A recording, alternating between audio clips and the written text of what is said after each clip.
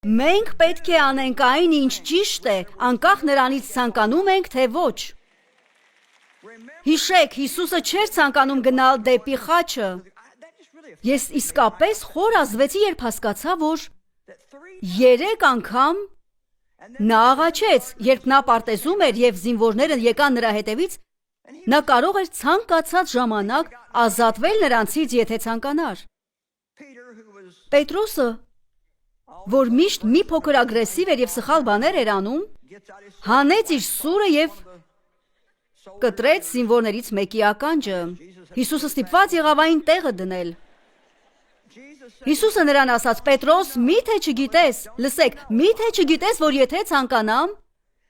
12 գունդ հրեշտակներ կկանչեմ, այսինքն 72,000 հրեշտակ, և նրանք կհանեն ինձ այստեղից, բայց եթե դա անեմ, ինչպես կկատարվի Աստծո կամքը։